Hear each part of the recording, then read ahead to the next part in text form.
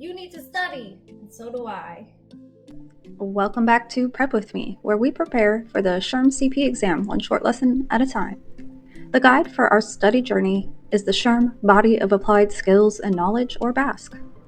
Today in Lesson 10, we'll do a full review of the entire Leadership and Navigation behavioral competency. The Leadership and Navigation section represents some of the most conceptual HR judgment material on the SHRM exam. This cluster includes 9 focus areas, which we reviewed in lessons 1 through 9. So instead of repeating the theory, we'll instead test our knowledge through realistic SHRM-like style questions. Question 1. A newly promoted frontline supervisor struggles to lead their team. They're technically strong but hesitant to assert authority and unsure how to balance support with direction. Their HR business partner recommends leadership training that emphasizes observable leader behaviors rather than personality traits. Which leadership framework did the HRBP recommend? A. Trait theory. B. Behavioral leadership theory. C. Contingency theory. Or D. LMX theory. The answer is B. Behavioral leadership theory. Let's break it down. Answer A. Trait theory. This answer is wrong because trait theory assumes leaders are born based on innate qualities. This supervisor's issue is behavior, not inherent traits. B. Behavioral leadership theory is correct. This theory focuses on what leaders do, behaviors that can be learned. Training based on observable behaviors equals behavioral leadership.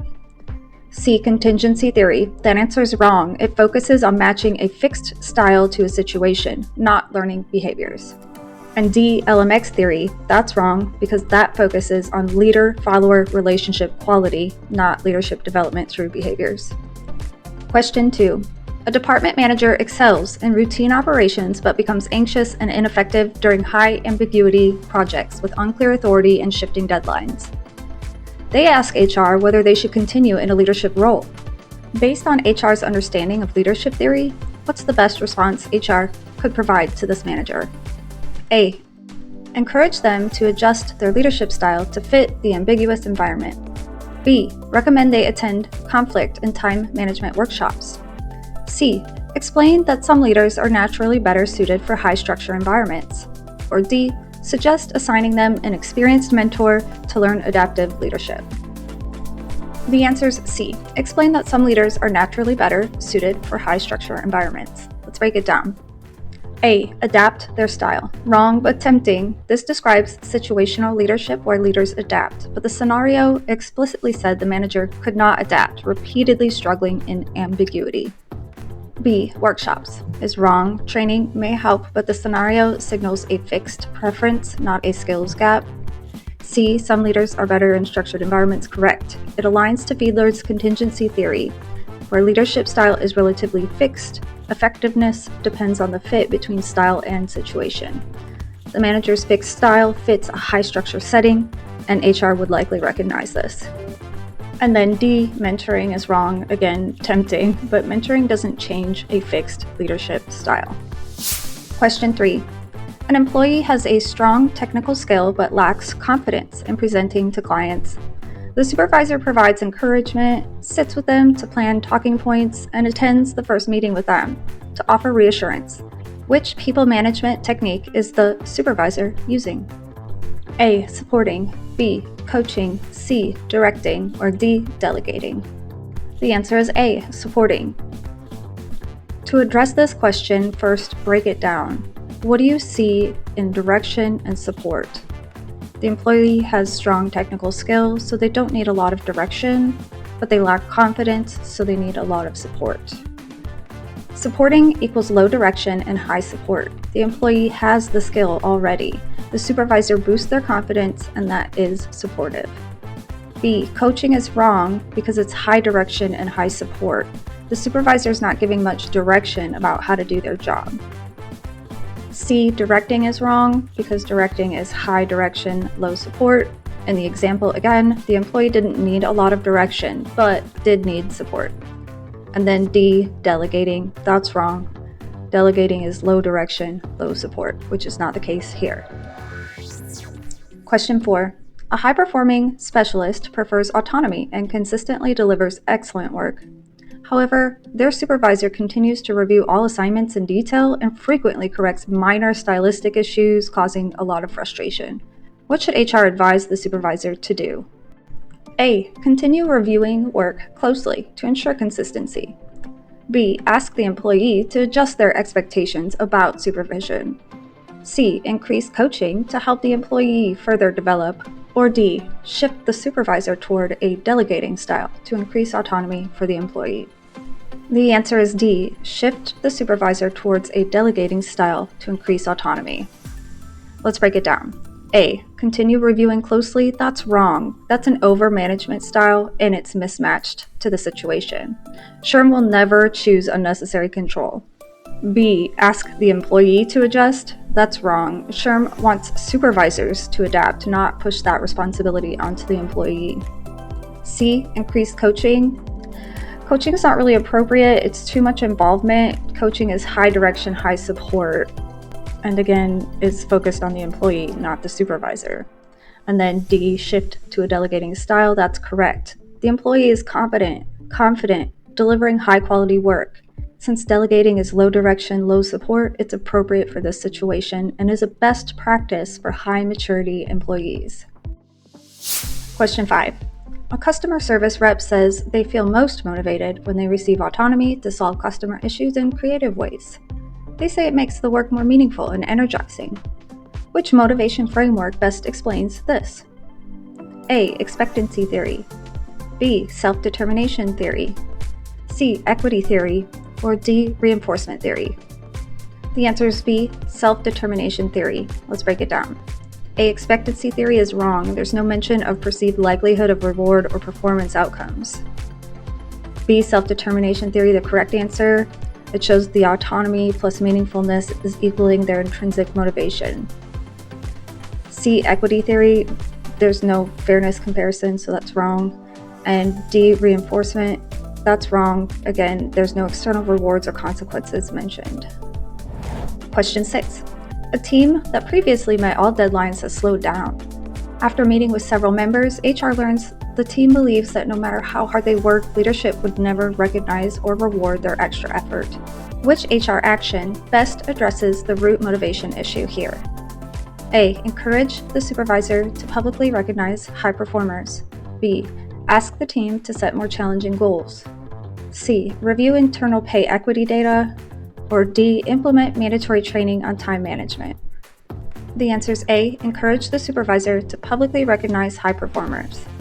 Let's break it down. Public recognition is correct. The issue here is low expectancy, where effort is not rewarded. Recognition builds the stages within expectancy theory. First, expectancy. If I put in the effort, I will perform. Instrumentality. If I perform, I will receive the outcome. And valence. I value the outcome offered. B. More challenging goals. This is wrong because goal-setting theory does not solve the reward expectancy gap. C. Pay equity. This is wrong. The issue is not comparative fairness or equity theory, but a perceived lack of any reward. And D. Time management. That's wrong. The slowdown is motivational, not skill-related. They don't need more training. Question 7. A plant manager resists implementing a new safety protocol. HR schedules a meeting and presents data how similar protocols reduced injury rates by 32% at our comparable sites. This is an example of A. Coalition building. B. Personal appeal. C. Rational persuasion. Or D. Exchange. The answer is C. Rational persuasion. So the question is asking about influence and persuasion techniques. Let's break it down. A. Coalition building. That's wrong. There's no alliance building or enlisting others in the example. B. Personal appeal. That's when we use influence via our relationships, which is not really described there. C. Rational persuasion. This is the correct answer. They used evidence and logic to influence anybody who was resistant. And D. Exchange. This is wrong. This could be tricky. You might be able to see or manipulate this situation where the HR is convincing them if they do this, they'll get less injuries. But exchange is traditionally more transactional. If you do X, you'll get Y. Question 8. HR proposes a new peer mentoring program, but several managers are skeptical. HR meets privately with the most respected department leader to understand concerns. That leader later speaks positively about the program at the manager's meeting, which leads to broader acceptance. What technique did HR primarily use? A. Legitimizing. B. Coalition building. C. Ingratiation. Or D. Pressure tactic. The answer is B. Coalition building. Let's break it down. A. Legitimizing. If this was the correct answer, we would have seen a reference to policy or some sort of formal authority. B. Coalition building. This is the correct answer. HR intentionally engaged a respected influencer to help shape acceptance of the initiative. I would note, while this scenario also resembles framing, because HR uses the influencer to reframe perceptions, framing is not included in our answer choices. SHRM typically classifies this behavior under coalition building when options are limited, therefore coalition building is the best answer among those provided. C. Ingratiation. This is wrong, no flattery or relationship manipulation was used. And D. Pressure, no coercion or threats were made. Question 9. A senior HR specialist consistently seeks feedback, reflects on mistakes, and uses them to improve their approach to employee relations. What personal leadership quality is this? A. Vision. B. Risk-taking. C. Self-discipline. Or D. Growth mindset. The answer is D. Growth mindset.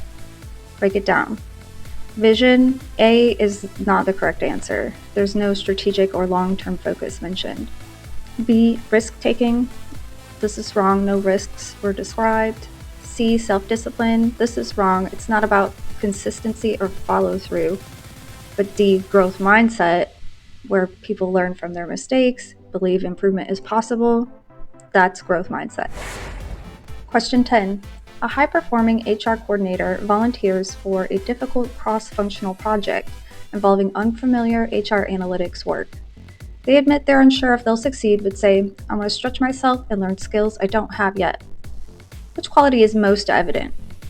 A. Continuous learning. B. Self-motivation. C. Risk-taking. Or D. Vision. This is a tricky one. It's C. Risk-taking. Let's break it down. A. Continuous learning. They are learning, but the emphasis is more on taking a challenge. B. Self-motivation, very close. Internal drive is definitely present, but may not be the dominant theme. C. Risk-taking. This is correct because volunteering for an unfamiliar high-stakes work with success that's maybe uncertain, that's risk-taking. And then D. Vision. A strategic future state was not discussed in the example, so this would be wrong. Question 11. HR is launching a new performance process. Before rolling it out, they meet with supervisors from different departments to understand how workflows and communication norms vary across teams. This demonstrates HR's ability to A. Advocate for employees. B. Navigate the organization. C. Influence stakeholders. Or D. Manage HR initiatives. The answer is B. Navigate the organization. Let's break it down. A. Advocacy. This is wrong. HR is not advocating for any group in the example. B. Navigating the organization. This is the correct answer. HR reached out to stakeholders to understand the differences in structure, culture, and informal norms across the units to truly understand the impacts of implementing a new process. C. Influence. In this example, they're gathering information, not persuading. And D. HR initiatives. This isn't execution, it's organizational navigation. 12. Two departments consistently clash over shared resources. HR learns the conflict stems from unspoken norms. One team communicates decisions via chat and the other via email. HR adjusts its communication style to match each group and creates a cross-department working agreement. Which competency is HR demonstrating? A. Influence. B. Ethical practice. C. Navigating political and cultural dynamics. Or D. Managing HR initiatives. The answer is C. Navigating political and cultural dynamics. Break it down. A. Influence. HR's not persuading here, they're just adapting to the situation. B. Ethical practice. This is wrong, no ethical dilemma was presented. C. Navigating organizational dynamics. This is correct. HR read the informal norms and adjusted behavior to increase cooperation between the teams. D, managing initiatives. This is wrong. There's not any milestone or resource management shown in the example. 13. A company plans to expand into 3 new markets over the next 5 years. HR creates a multi-phase talent acquisition and training strategy aligned to the expansion timeline. This demonstrates A, vision, B, motivation, C, influence, or D, managing initiatives. The answer is A, vision. This is correct because HR aligned their goals with the long-term business strategy. B, motivation was wrong. It wasn't about inspiring others. C, influence. There was no persuasion presented here. And D, managing initiatives. This is a strategy alignment, not project execution. 14. A CEO announces a new customer-first organizational direction.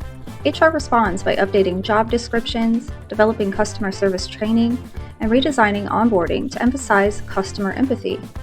Which best describes HR's role?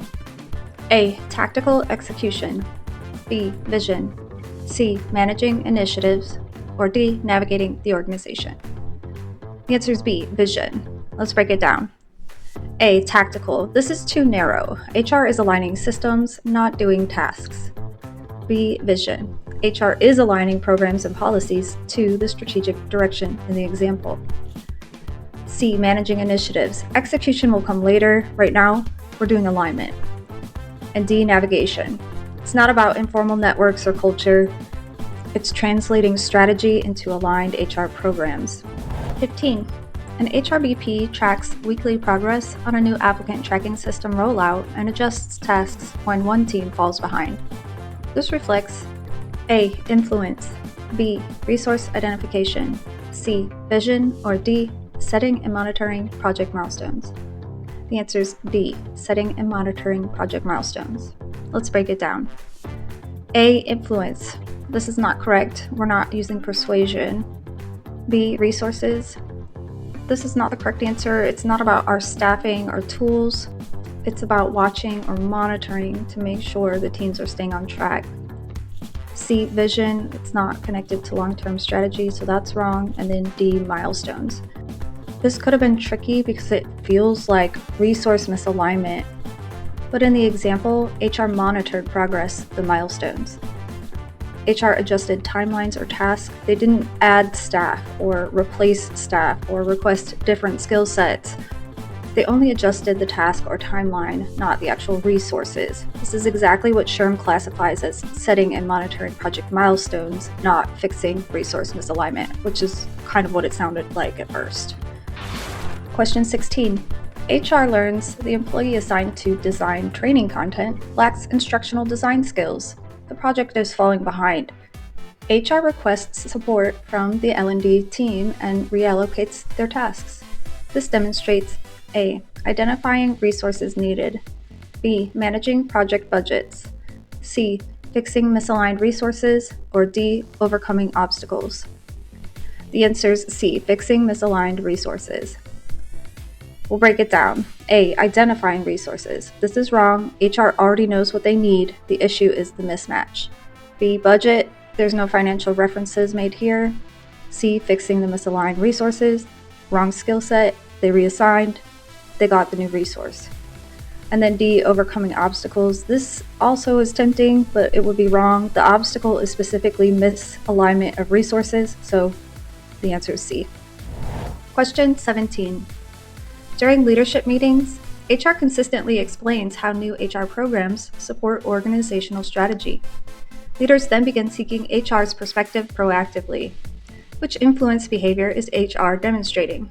A, advocacy, B, building credibility, C, motivating stakeholders, or D, personal appeal.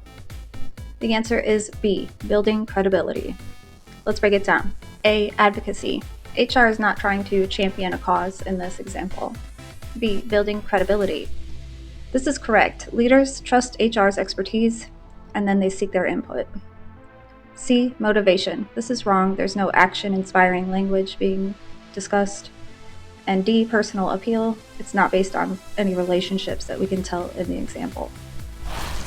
18. A senior leader pushes to bypass a required safety step to accelerate product launch.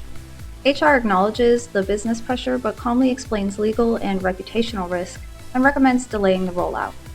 This demonstrates A. Speaking up despite risk, B. Rational persuasion, C. Navigating organizational politics, or D. Coaching. The answer is A. Speaking up despite risk. This is SHRM's explicit influence indicator, speaking truth to a senior leader despite the pressure. The other answer is B. Rational persuasion. That's wrong. Logical explanation is used, but the dominant competency is courage. C. Navigating politics. They're not adapting to the politics. HR is actually confronting the issue head on. And D. Coaching. That's wrong. It's not a developmental type of situation. Wow, what a marathon. Great work. You just completed the full Leadership and Navigation review, covering all 9 lessons from this behavioral competency. This cluster requires judgment, strategic thinking, and the ability to distinguish between concepts that sound very similar. Hopefully now you have the clarity and practice to do that on the test. If this helped, please like, subscribe, and I'll see you on the next one.